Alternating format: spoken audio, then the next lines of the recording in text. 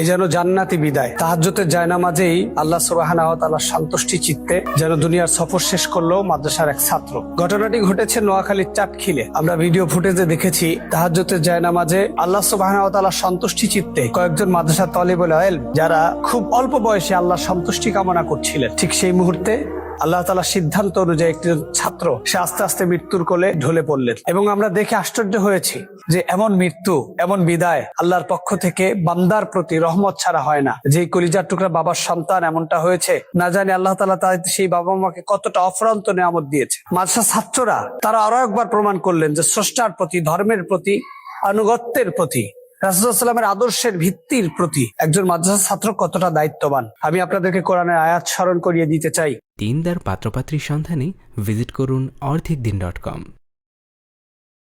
আল্লাহ তাআলা বলেছেন, ইয়া আইয়ুহাল মুযাম্মিল কুমিল লাইলা ইল্লা কলিলা নিসফাহু আও ইনকিস মিনহু কলিলা। আল্লাহ বলছেন, তোমরা রাতের অর্ধ অংশ কিংবা তার কিছুটা কম আল্লাহ তাআলা সন্তুষ্টি চিত্তে দাঁড়িয়ে যাও।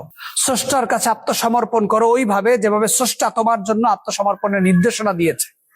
একজন রব তার বান্দার প্রতি এত বড় দয়া করেছেন। আজকে আমাদের তরুণ যুবকেরা যেখানে অশ্লীলতায় ভরপুর, তরুণ যুবকেরা যেখানে আত্মহনন করতে ব্যস্ত, তরুণ যুবকেরা যখন সারা রাত বিভিন্ন খারাপ মিডিয়া, সোশ্যাল প্ল্যাটফর্ম নিয়ে ব্যস্ত, সকালবেলা ফজরের সালাতে আদায় করছে না, সেই মুহূর্তে একজন মাদ্রাসা ছাত্র সে তাহাজ্জুদের জায়নামাজে আল্লাহ তাআলার সন্তুষ্টি চিত্তে রবের কাছে ফিরে গেলেন।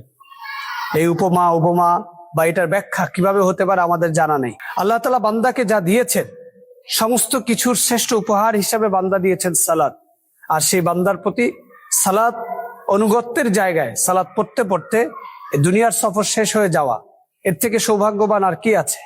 আর তাহাজ্জুদ তো এমন একটি নামাজ যে নামাজের সময় আল্লাহ তাআলা স্বয়ং আসমানে চলে আসেন, অর্থাৎ আরশে কুরসিতে আল্লাহ তাআলা যে অবস্থান করেন, যার বেষ্টনীতে সারা পৃথিবী বিচরিত হয়, সেই রব বান্দার সন্তুষ্টির জন্য প্রথম আসমানে যখন আসে, সেই সময়টাই যে তাহাজ্জুদের সময়।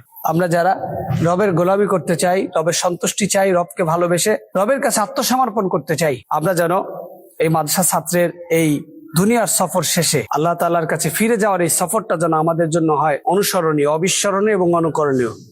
আল্লাহ তাআলা আমাদের প্রত্যেককে এমন বিদায় দান করুক যার মাধ্যমে আমরা পরবর্তী জীবনে যেন জান্নাত পেতে পারি, আল্লাহ সন্তুষ্টি অর্জন করতে পারি। আল্লাহ তাআলা আমাদের সেই তৌফিক দান করুক।